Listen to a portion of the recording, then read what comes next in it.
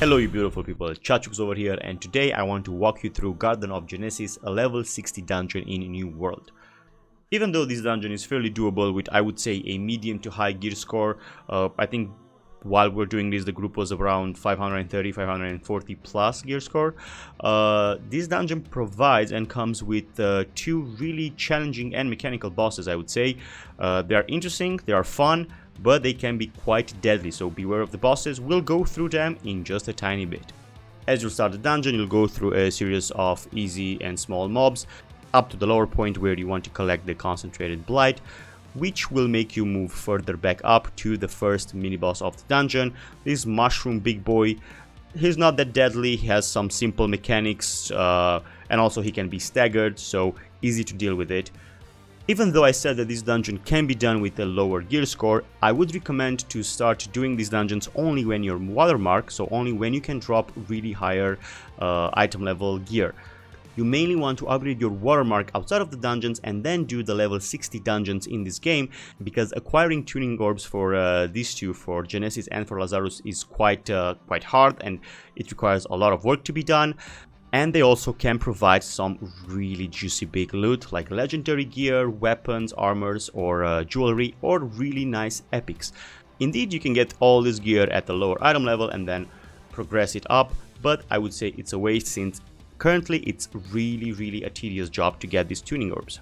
As you move on from the first mini boss, you'll get to the next main event, which is planting this Azoth tree in the middle of somewhere, and your job being to defend it while a series of mobs will come into waves. Watch out, they are coming from all the directions, they will attack everybody in the party, so as a tank especially you need to be careful to bring all of the mobs together, and also as a DPS or a healer, to make the tank's life easier, please stack around the tank, bring them all together, and then you can easily AoE them down, and also helping the healer to AoE heal everybody up. After several waves of mobs, the event will stop and you'll need to recollect a seed from the tree, which will help you progress furthermore in the events of the dungeon. Yo, taxi? Need a taxi? Yo, taxi? Oh, we found one. Look at that. Never say you can find a good taxi, boys. And off we go to the first actual boss of this dungeon. This little tree-looking guy, which, even though it looks kinda cute, trust me, he's deadly. The mechanics and the tactics needed for this boss are quite juicy, and honestly this is one of the toughest bosses I encountered yet in New World. As you begin the fight, the first mechanic you're encountering is the lashing hand. At various times he is targeting one player, lashing his hand throughout the entire arena, hitting everything in his path. You definitely want to dodge that. Easy to see where his hand is gonna strike.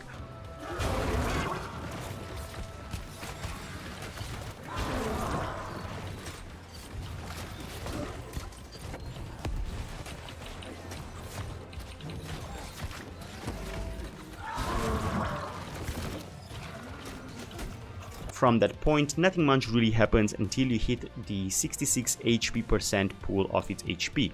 When that happens, he's gonna rush through the middle of the area where he's starting, and he's gonna create an arena around him. Really important to get your players, to get your party in the arena, but with a little twist. While you are fighting him in the arena, outside of it there will be mobs spawning. Now you can approach this in different types. You can either put everybody in the arena to continue DPS him and then deal with all the mobs outside of it, or you can either leave one or two players outside to kill the mobs while you DPS him in the arena. For either of the tactics, you do want to have a lot of damage inside of the arena, because as he creates it, he will start channeling a big AoE spell which will one-shot the entire group. In order for that spell not to be castable, you need to pump damage into his body up until his staggered bar is lowered down. During this arena time and even after, he will start casting a swarm of insects which will roam around the room. You definitely don't want to be caught in that, since they will DPS you with a fairly amount per second, and from that point the fight continues on, of course after you're clearing all the mobs around. Be sure you get them all down, because even though they can be killed really easily, they can still do a lot of damage to the entire group. Another important mechanic starting with the first arena spawn is a set of waves of damage coming from his body, again through a frontal way which is traveling around the map. Be sure you're not cutting that, it does provide a lot of damage. Also, I've seen that that wave is also casted around the arena walls, so you don't want to have healers or DPSers stacked to the walls. As you get him down, you'll see that the arena is getting spawned again around 30% of his HP, having the same mechanics, the walls, the swarm, the frontal, the mobs outside, but with one extra thing coming. He's gonna start lunging through the ground and going at players, dealing a lot of damage in his path. While he's doing this, he cannot be targeted with normal attacks, but AoE effect damage can DPS him down.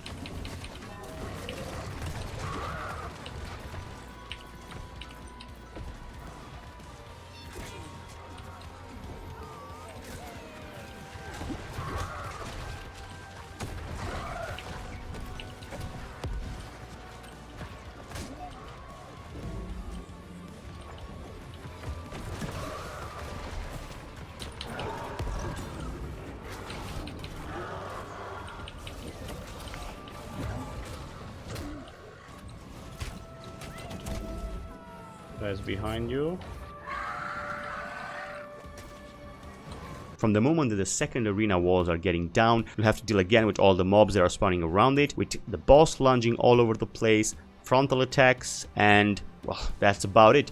Try to repeat now after me all the mechanics that I enlisted, and good luck killing it. But if you manage to kill him, and you will guys, I believe in you, you are damn pumpers. From that point, the dungeon becomes a tiny bit easier in my opinion, since the last boss is challenging, but not as deadly as this one.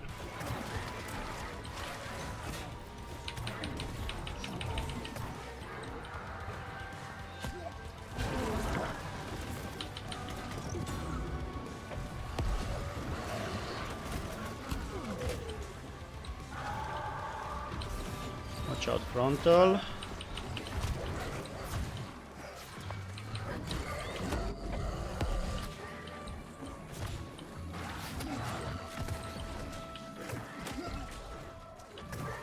Alright, we can do this, we can do this.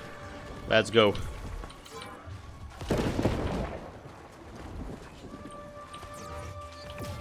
Damn, too far away.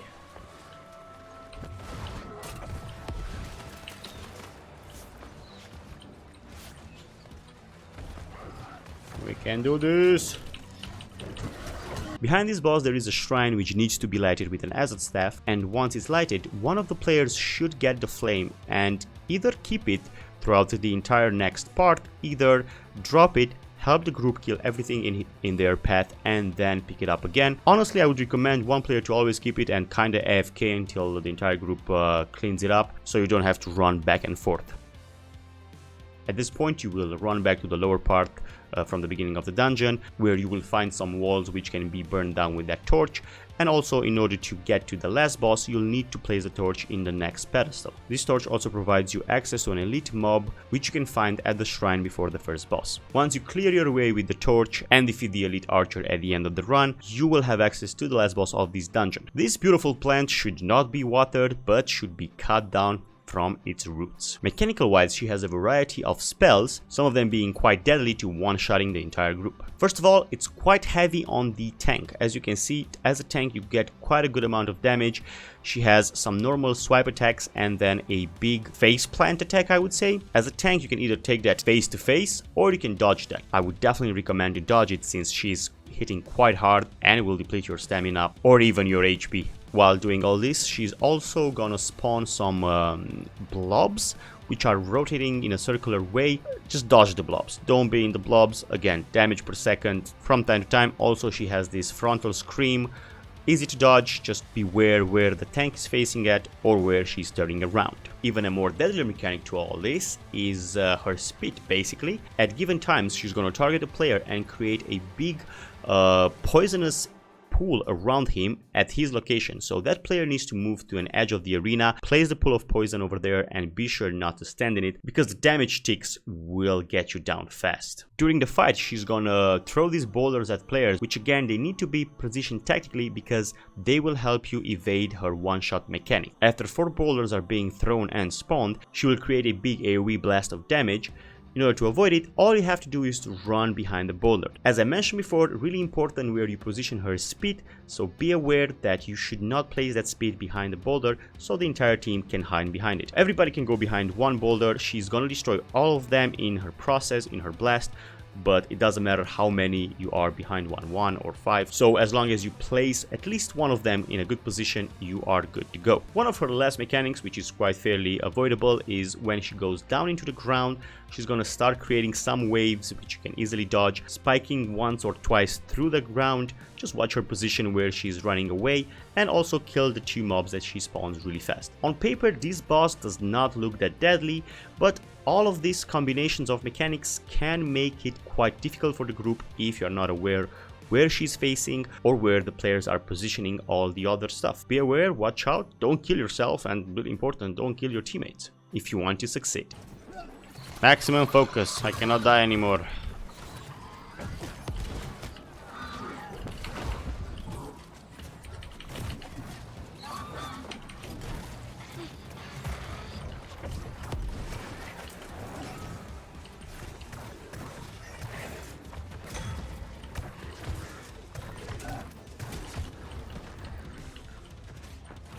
Out.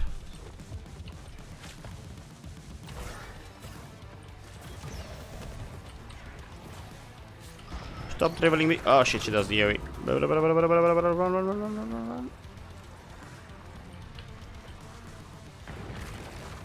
Hello, my friends.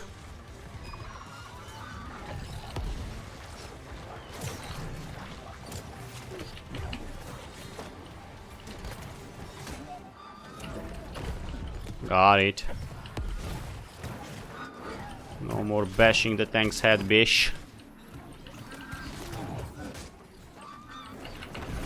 Yeah, man. I got a tactic at the end of the dungeon.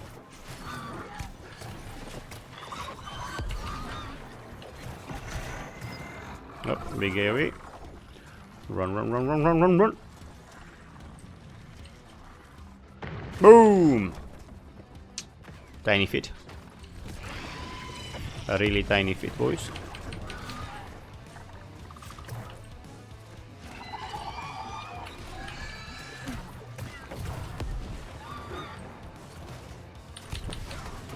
Oh, this is a big one, yeah. Saw it coming.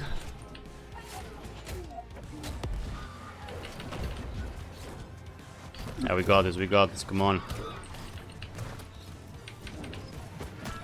Don't die. Help it. Oh shit, AoE. Thank you guys for watching. Let me know in the comment section below if you like this dungeon or if you're eager to do it yet, and also if you enjoyed the video. Be sure to like it and subscribe to the channel for future content. Thank you for your time and for watching this video, and for more content you can find me daily also on twitch.tv/Chachux. Until next time, keep on grinding, boys.